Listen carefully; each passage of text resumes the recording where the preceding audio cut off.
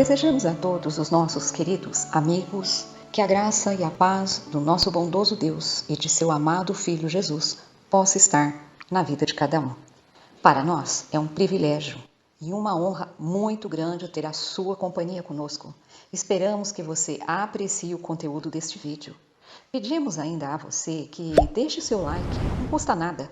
Compartilhe este vídeo com seus amigos. E se você não for inscrito em nosso canal, aproveita, dá uma força aí para nós, inscreva-se também, para que assim nós possamos atingir mais pessoas com esse conhecimento, tá bom? Valeu aí, muito obrigada. Mas vamos então lá para o nosso vídeo, sem perder tempo, cujo título deste vídeo é Ellen White sabia o que era plágio? Muito bem, a desculpa mais frequente ouvida entre os adventistas com relação à questão dos plágios praticados por Ellen White é de que lá nos idos de 1800, 1850, era muito comum os autores usarem os escritos de outros autores sem fazer qualquer citação quanto à fonte. Já mostramos em vídeos anteriores que muitos autores do século XIX fizeram as devidas citações conforme mandava a lei vigente da época. Também já vimos em vídeo anterior que a primeira lei de direitos autorais para combater a questão dos plágios lá nos Estados Unidos surgiu no final do século XVIII, mais precisamente em 1790, vindo a sofrer alterações posteriores, pois foi-se aprimorando as informações e regras em relação à questão dos direitos autorais. As primeiras alterações ocorreram em 1831, depois em 1870 e, pela terceira vez, em 1909. Veja então que, ao longo da vida de Ellen White, a Lei de Direitos Autorais sofreu 3 alterações. Foi também durante sua vida que surgiu a Lei de Direitos Autorais Internacional, que ocorreu em 1886, conhecida pela Convenção de Berna. Também é frequentemente argumentado por muitos de que Ellen White e outros líderes da Igreja Adventista eram apenas ingênuos. Eles não entendiam da importância de dar créditos àquelas cujas ideias criativas mereciam. Sabemos que muitas vezes Ellen White se utilizou de palavras por palavras de outros autores.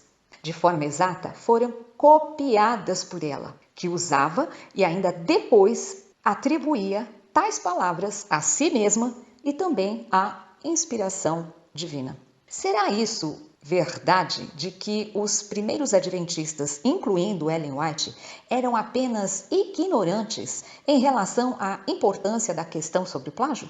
O plágio não era grande coisa lá nos anos 1800? Bom, vamos entender isso a partir de agora, para que você possa tirar uma conclusão assertiva dos fatos. O interessante é observar na imagem que estamos mostrando que se trata de uma publicação feita na Review and Herald de 6 de setembro de 1864, onde o editor da matéria a intitula com o nome de Plágio. E no conteúdo da matéria podemos ler a seguinte informação. Esta é uma palavra usada para significar roubo literário, ou pegar as produções de outro e passá-las como se fossem suas. Na crise mundial de 23 de agosto de 1864, encontramos um trecho de poesia devidamente intitulado Pela Crise Mundial e assinado por Lutera Weaver. Qual foi nossa surpresa, portanto, ao descobrir que esta peça é nosso hino familiar, que diz: há muito tempo nas montanhas, cansado, o rebanho disperso foi dilacerado. Esta peça foi escrita por Anne Smith e foi publicado pela primeira vez na Review and Herald, naturalmente, no volume 2, números 8, de 9 de dezembro de 1851.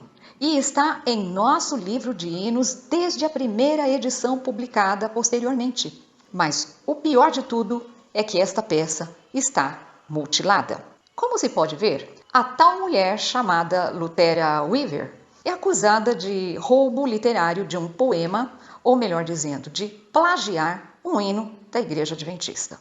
Diante da informação colocada de forma clara aqui na Review and Herald, podemos dizer que nossos irmãos pioneiros tinham perfeita consciência do significado de plágio e também conhecimento da legislação sobre plágio, já que a matéria também afirma a questão de justiça em se fazer o devido crédito. O interessante a observar ainda é que eles não gostavam que outros plagiassem os seus materiais, mas eles plagiavam o material dos outros e não lhes atribuíam os devidos créditos. Seria isso 2 pesos e 2 medidas? Pois é. O plágio ou a pirataria literária ou ainda roubo literário é uma das piores formas desse tipo de crime, pois trata-se da apropriação indevida de escritos alheios e colocando como se fossem seus próprios, sem as devidas citações ou os devidos créditos. Somente pessoas sem escrúpulos fazem isso, ou seja, se apropria da produção alheia, coloca o seu próprio nome e vende isso, obtendo lucro, enganando assim outras pessoas. Bom, mas se formos comparar os casos, a situação de Ellen White é ainda muito pior, pois ela alegava que havia sido Deus quem lhe revelara tais informações roubadas. Isto é, no mínimo, chamar a Deus de ladrão. Mas vamos continuar. Será que você já se perguntou em algum momento por que razão Ellen White nunca escreveu um livro sobre a vida do apóstolo Paulo, já que ele é responsável pela maior parte do conteúdo que se encontra no Novo Testamento bíblico? Pois é, mas na verdade ela escreveu sim. Em 1883, ela publicou uma obra contendo 334 páginas intitulada Sketches from the Life of Paul, ou Esboços da Vida de Paulo. No prefácio desse livro, os editores declararam que foi escrito com uma ajuda especial do Espírito de Deus. Sabe-se, entretanto, que a ajuda que Ellen White recebeu não foi do céu, mas sim da terra, pois em 1855, ou seja, 28 anos antes da publicação de Ellen White sobre a vida de Paulo, os autores britânicos Conybeare e Howson publicaram um livro intitulado Life and Epistles of the Apostle Paul, ou seja, Vida e Epístolas do Apóstolo Paulo, que quando se comparam os dois livros, pode-se observar que Ellen White copiou grande parte de seu livro diretamente desses dois autores britânicos. E detalhe, sem fazer qualquer citação. Ela não atribuiu os devidos créditos aos seus autores e nem fez sequer a colocação de aspas, que seria uma menção de que aquilo estava sendo copiado de outro autor. A maioria dos adventistas, na verdade, desconhecem esse fato. Hoje é possível até adquirir o livro de Ellen White pelo site da Amazon. Essa obra só tem em inglês, já aviso. Devido ao tempo em que ela foi escrita para os dias de hoje, então caiu dentro do determinado conceito de domínio público, razão pela qual o livro agora pode ser publicado. Algo, no entanto, que chama a atenção era a colocação feita no prefácio do livro de Ellen White com a seguinte informação. O escritor deste livro, tendo recebido ajuda especial do Espírito de Deus, é capaz de lançar luz sobre os ensinamentos de Paulo e sua aplicação em nosso tempo, como nenhum outro autor está preparado para fazer. Pois é, veja só, meus queridos telespectadores. Você sabe que em 1907, um adventista chamado Dr. Stewart, um médico do sanatório de Battle Creek, publicou um panfleto de 89 páginas, no qual ele arranjou em colunas paralelas as citações encontradas no livro de Ellen White e no livro de Conybeare e Howson. Esta carta ficou conhecida como Livro Azul ou Blue Book no inglês. A carta contém um prefácio e também é acompanhado de mais 18 capítulos. Na verdade, esta carta foi até escrita em forma de livro mesmo, porque ela é muito vasta, com muito conteúdo, se nós pararmos para imaginar que são 89 páginas. Nesta carta, o Dr. Stewart mostra várias indignações de sua parte em relação à postura de Ellen White, e entre elas, ele mostra claramente que tem conhecimento de seus plágios e também as fontes de onde Ellen White copiou. Na imagem que estamos mostrando, é possível observar um pedaço dos inúmeros trechos em plágio que Ellen White praticou em relação ao livro de Conybeare e Howson. É possível observar que o primeiro texto temos o que nós chamamos de plágio direto, que é aquele tipo de plágio onde o plagiador escreve as mesmas palavras do verdadeiro autor. No segundo caso, já temos o que chamamos de plágio indireto, que é o caso onde o plagiador reescreve o texto, mantendo os conceitos primordiais e a informação do mesmo, porém reescrevendo com as suas próprias palavras. E isto é muito claro nesses dois exemplos que estamos mostrando aqui. Estes, então, são somente dois exemplos dos muitos trechos plagiados por Ellen White em relação ao livro de Conybeare e Howson. Num dos trechos do livro azul escrito pelo Dr. Stewart para Ellen White, ele diz o seguinte: várias explicações são oferecidas para explicar a grande semelhança entre alguns de seus livros e de outros autores anteriores ao longo dos seus vários anos. A explicação mais comum é de que foi culpa da revisora, que ela deixou de colocar as aspas. Tal explicação mostra certamente uma ignorância grosseira no que diz respeito aos deveres de um revisor. O revisor não deve saber de onde vem o manuscrito. Seu dever é acompanhar a cópia. Consequentemente, o revisor não é responsável pela omissão de aspas do manuscrito, onde elas não tenham aparecido anteriormente. Além disso, no caso particular referido, as aspas não podem ser usadas prontamente, pois, como será visto por uma comparação do assunto de ambos os livros, frases inteiras não são copiadas, mas frases inteiras são, e em muitos dos casos o pensamento foi tirado e é apenas algumas palavras idênticas usadas, mas estas são de caráter tal que é muito fácil reconhecer de onde foram tiradas. Dr. Stewart ainda continua. Seu livro, falando para Ellen White, Vida de Paulo, é tão manifestamente semelhante ao livro de Conybeare e Howson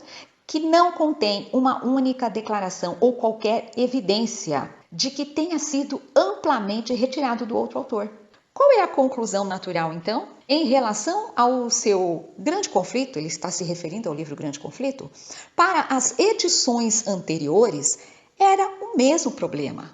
Mas eu já fui informado por um membro proeminente da denominação de que ele protestou junto ao seu filho, Willie White, contra o envio de literatura dessa maneira. E como resultado disso, o prefácio em O Grande Conflito foi alterado de modo a indicar que outros autores foram consultados na sua elaboração. O que precede não é de forma alguma todas as evidências do que parece ser plágio que existem em seus escritos, mas servirão para ilustrar a pergunta que desejo responder, a saber, isso é aquela luz especial que você afirma ter de Deus revelada a você?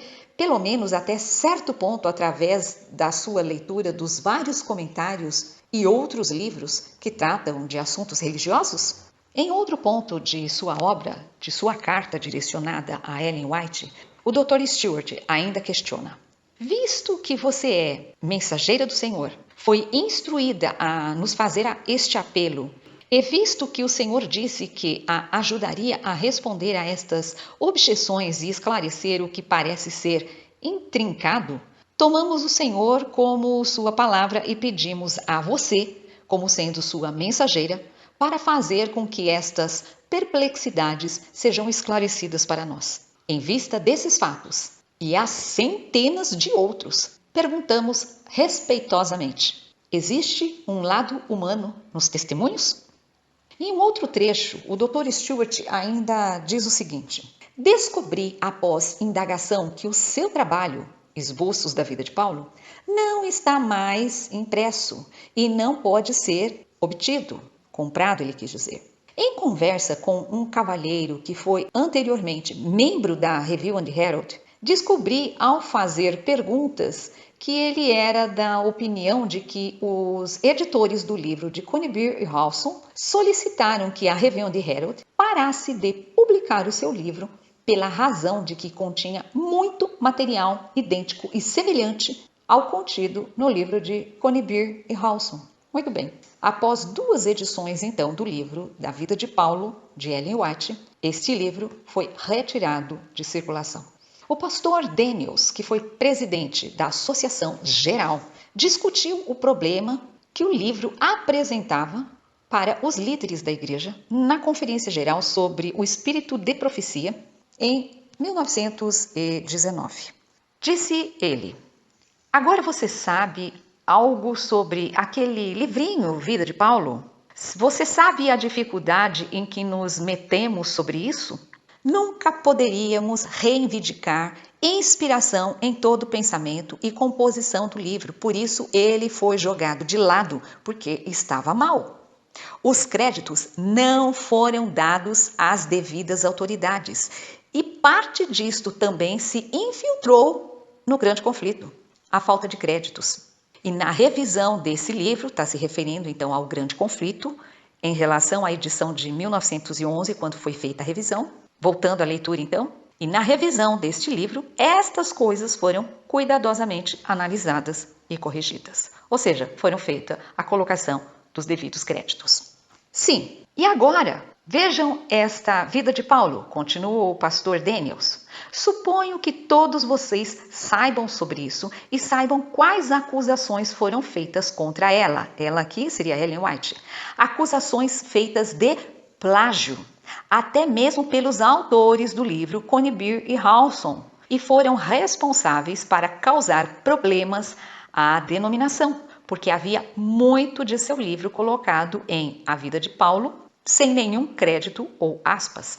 Algumas pessoas de lógica estrita podem voar na pista desse terreno, mas eu não fui educado desta maneira. Eu achei isso e eu li com o irmão Palmer quando ele o encontrou. E nós pegamos Conybeare e Howson e pegamos a história da reforma de Wiley e lemos palavra por palavra, página após página, e sem citações, sem créditos, e realmente não sabia a diferença até começar a compará-los. Supus que fosse obra da própria irmã White. Conclui então Daniels o seguinte: ali eu vi a manifestação do humano nesses escritos. Vejam só, o livro de Ellen White foi tão óbvio e completamente copiado do livro mais antigo, Conybeare e Howson, que os editores da obra de Conybeare e Howson ameaçaram Ellen White de processo, caso sua obra não fosse retirada do mercado. Por isso, o livro de Ellen White foi retirado da venda na época e por muitos anos não foi listado entre os seus livros. Pergunto: será que algum profeta dos tempos bíblicos teve que suprimir um dos seus livros por ter plagiado vastamente conteúdo de algum outro escritor? Fica a pergunta para pensarmos. Em 1917, um artigo falando sobre plágio é publicado na revista Youth Instructor, de 25 de dezembro. Revista essa que é editada pela Review and Herald, ou seja, ela é uma revista da Organização Adventista. O artigo publicado mostrou qual era a real posição, naquela época, sobre a questão de plágio em relação à Igreja Adventista. No artigo nós encontramos o seguinte: por toda parte há evidências semelhantes de desonestidade. É tão errado apropriar-se do próprio crédito por produções escritas por outro quanto roubar um cavalo. Aquele que ousadamente assina seu nome no artigo de outro e permite que apareça impresso como seu é um ladrão da cor mais escura. Pegar o conhecimento de outra pessoa e exibi-lo como próprio é uma coisa desprezível de se fazer. O aluno que copia na hora do exame é desonesto, mas o plágio é um tipo de roubo mais mesquinho, se houver graus de desonestidade. Por que as pessoas fazem isso? Diz o artigo. É um crime punível por lei. É tão vergonhoso não dizer nada sobre o pecado quanto invadir a casa de um vizinho e roubar os seus bens. Todos os que professam a decência comum, muito menos o cristianismo, devem evitar toda forma de desonestidade. Sejamos verdadeiros e puros em tudo o que fizermos, para que o Senhor nos reivindique como seus e que não possamos entristecê-lo novamente por desempenhar um papel de Judas na vida. Bom, vê-se claramente, então, pela escrita do artigo, que existia por parte da liderança, não só da igreja, bem como de autores e escritores, editores, enfim, uma clara visão sobre o conceito de plágio. Talvez ainda alguém possa se levantar neste momento e dizer que este artigo que acabamos de ler foi publicado em 1917, ou seja, 2 anos após a morte de Ellen White. De qualquer forma, ela era plenamente conhecedora do assunto plágio e fazia o plágio de forma consciente. A quantidade de roubo literário praticado por Ellen White foi tão grande que há quem a classifique como uma cleptomaníaca.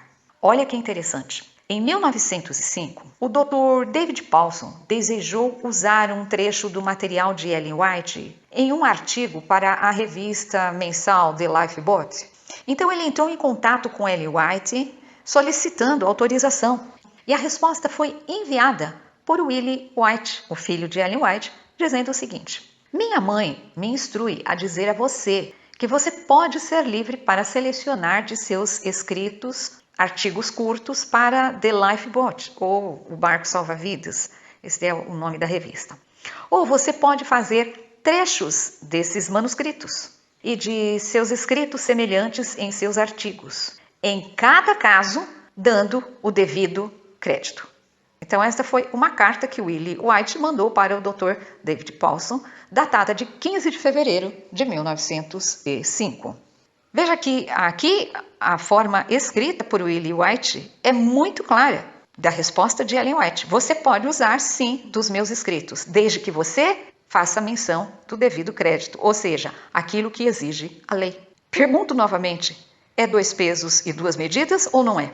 Ela exige, por um lado, crédito em seu material, porém ela mesma não dava créditos ao que ela copiava dos outros. Isso. Devemos lembrar também que Ellen White escreveu ainda em 1899 um panfleto denominado Special Instructor Regarding Royalties, ou traduzindo, instruções especiais relativas aos direitos autorais. Veja, se ela foi capaz de escrever um panfleto contendo 22 páginas sobre a questão dos direitos autorais, é porque, no mínimo, ela tinha conhecimento sobre o assunto em relação à questão dos direitos autorais e, consequentemente, sobre os plágios. Mas nós devemos nos lembrar que no livro Testemunho para a Igreja, no volume 5, que foi publicado em 1889, portanto, 10 anos antes deste panfleto, Instruções Relativas aos Direitos Autorais,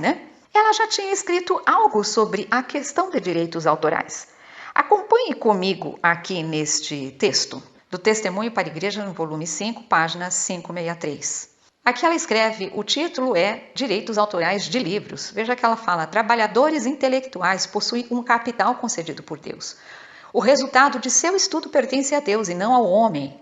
Se o obreiro dedicar fielmente a seu empregador o tempo pelo qual é pago, então este não possui posteriores reclamos sobre ele. E se, por diligente e estrita economia de tempo, ele prepara outra matéria útil à publicação, é seu direito usá-la da melhor maneira que achar para servir a causa de Deus. Se ele abre mão de tudo, menos um pequeno direito autoral, ele prestou um bom serviço para aqueles que trabalham com o livro e não lhe deveria ser pedido fazer mais. Então veja que ela faz o comentário aqui a respeito da questão de direito autoral. O texto do livro ele é um pouco longo, é quase que um capítulo. Você pode ler em seu livro traduzido para o português, onde se encontra na página 537. Além disso, Ellen White escreveu no livro Testemunho para a Igreja, volume 7, publicado em 1902, no capítulo 34, onde o assunto abordado é sobre a questão dos autores. Lá encontramos o seguinte: é a insistência de alguns que os autores não tenham a remuneração ou direito autoral de seus próprios trabalhos, que eles devem doar esses direitos para o controle da casa publicadora ou da associação, e que, além da despesa envolvida na produção do manuscrito, não devem participar do lucro. Devem deixar para que a associação ou a casa publicadora seja proprietária e, ao seu julgamento direto, sejam usados para as várias necessidades da obra. Com isso, a remuneração do autor pela sua obra seria totalmente transferida dele para outros. Mas não é assim que Deus considera o assunto. A habilidade para escrever o livro é como qualquer outro talento. Página, então, 177. Veja, é interessante observar a fala dela nesse texto. O que ocorreu é que várias vezes foi cogitado pela liderança da igreja, principalmente pelas casas publicadoras, sobre esta questão de os autores abrir mão dos seus direitos autorais. Muitos autores da época fizeram isso, mas não Ellen White. Ela nunca abriu mão. Sempre que isso era cogitado, ela então escrevia alguma coisa se opondo de forma veementemente e ainda colocando a questão de que Deus não aprovava isso, etc, etc, etc. Não vamos entrar no mérito do assunto aqui, pois não é esse o propósito deste vídeo. Mas Ellen White, além de ganhar os direitos autorais ou royalties, como é conhecido lá nos Estados Unidos, ela também recebia salário da organização. Mas isso é assunto para um próximo vídeo. O que nos chama mais a atenção é que nesse mesmo ano, ou seja, em 1889, o mesmo ano em que Ellen White publicou o volume 5 de Testemunho para a Igreja, onde ela abordou ali então a questão dos direitos autorais que mostramos ainda há pouco, ela própria foi denunciada por plágio. O quê? É isso mesmo que você acabou de ouvir. Ellen White foi publicamente denunciada por plágio e o assunto foi parar nos jornais da época. Mas como assim? Pois é, o jornal da cidade de Healdsburg, na Califórnia, uma das cidades onde Ellen White morou, publicou matérias denunciando-a como plagiadora. Não conseguiremos mostrar todos os artigos aqui que foram publicados neste jornal, pois além da matéria ser extensa, foram mais de uma publicação sobre este assunto, pelo menos 3 publicações que temos conhecimento. Vejamos esta publicação de 13 de março de 1889. Apareceu então um artigo no jornal de Healdsburg Enterprise, como já dissemos antes, da cidade de Healdsburg, na Califórnia, denunciando os plágios de Ellen White. Naturalmente, na imagem, colocamos somente um pedaço do artigo, pois é muito longo para mostrarmos na íntegra. No entanto, abaixo deixamos o endereço, o link, para que você possa fazer a sua consulta ao jornal e confirmar os fatos que estamos mostrando deste artigo. Em 20 de março de 1889, apareceu outro artigo no jornal de Healdsburg, provando e denunciando Ellen White por plágio. Desta forma, ela foi condenada por um fórum público pela prática de plágio. No texto que estamos mostrando, vamos ler: é a senhora Ellen G. White uma plagiadora? Esse é o título do artigo. Webster, veja, Webster é um dicionário famosíssimo lá dos Estados Unidos, ok? Então, Webster define plágio da seguinte forma, diz a matéria: um que rouba os escritos de outro e os coloca como sendo seus. Plágio, segundo a mesma autoridade, ou seja, segundo Webster, é o ato de roubar as obras literárias de outro homem ou introduzir passagens dos escritos de outro homem e colocá-los como se fossem seus próprios. Roubo literário. Desejamos, neste artigo, continua a matéria, comparar alguns trechos dos seguintes livros: História do Sábado, de J. Andrews, Vida de Guilherme Miller, de White, História dos Valdenses, de Wiley, O Santuário, de Smith, e História da Reforma, de D'Aubigné, com extratos correspondentes do Grande Conflito, da Sra. White. Entre parênteses, nós temos ali, conhecido como Espírito de Profecia, volume 4. Para ver se a Sra. White introduziu passagem dos escritos de outro homem e as colocou como se fossem suas. Se ela fez isso, então, de acordo com Webster, a Sra. White é uma plagiadora, uma ladra literária. Não afirmamos que a comparação a seguir seja de forma alguma completa. O tempo e o espaço permitiram apenas um exame parcial. Não duvidamos que uma pesquisa posterior revelaria muito mais do mesmo personagem. Então o jornal coloca o que você está vendo aí, a comparação entre dois artigos ou duas matérias distintas, dois livros distintos. E embaixo nós temos a informação, compare ainda as páginas, fazendo uma relação entre o livro Grande Conflito e o livro Santuário, comparando então as páginas entre um e outro. Você também está vendo aí comparações entre o Espírito de Profecia 4 e História de Valdenses. Também embaixo pede para comparar as páginas entre um e outro livro. Por exemplo, em Espírito de Profecia 4, a página 70 você vai comparar com a página 3 da História dos Valdenses. Neste outro, nós estamos vendo ali o Espírito de Profecia 4 comparado com Vida de Miller. E também o texto ou o artigo aqui pede para comparar outras páginas aqui também. Como as passagens do Grande Conflito e História do Sábado, traduzido, né? History of the Sabbath, ou seja, História do Sábado, de Andrews, já foram publicados, não é necessário citá-los novamente. Veja aqui, o que ele está dizendo aqui nessa matéria, que houve um artigo publicado anteriormente na revista, por isso já estão falando aqui que já foram publicados. Como eu disse, pelo menos 3 publicações saíram nesse jornal, denunciando Ellen White como plagiadora. Então não é necessário citá-los novamente. Então simplesmente damos as páginas. Compare as páginas. E aí o leitor aqui, o nosso assistente, telespectador, poderá ver aqui as páginas e comparar. Colocamos aqui que existem várias linhas que estão ilegíveis de comparação de páginas que foram citadas ainda a mais. Ainda temos esse outro pedaço aqui entre Espírito de Profecia 4 e História de Dalbiné, onde foi colocado aqui um exemplo, e embaixo também compare as seguintes páginas, e aí você tem 3 passagens, e aí vem as informações aí mostrando que existem relações entre os dois livros, relações de plágio entre os dois livros. O pastor Healy declarou ao comitê, esse pastor é pastor da Igreja Adventista que estava defendendo Ellen White, declarou ao comitê que a Sra. White não é uma mulher que lê sua Bíblia até certo ponto, mas pouco lê. Pedimos ao leitor observador que observe que, com exceções sem importância, estas passagens citadas pela Sra. White são dadas na mesma ordem geral, senão exata, em que ocorrem nos escritos dos autores originais.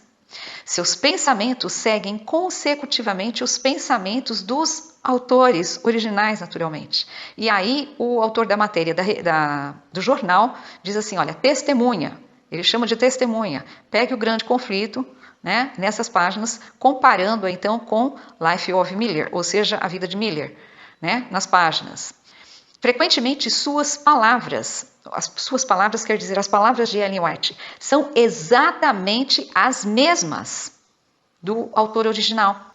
Verifique, né, o seguinte, e aí, novamente, tem a comparação entre o Espírito de Profecia 4 e História de Dalbiné, ok? Bom, o pastor Hiller queria que então o comitê acreditasse que ela não é uma mulher que lê. Ele quis dizer que essa Ellen White, né, vamos explicar aqui, ela, por ter só até a 3ª série, devido à pedrada, ela não tinha leitura, ela não sabia ler, é isso que ele estava querendo dizer, tá?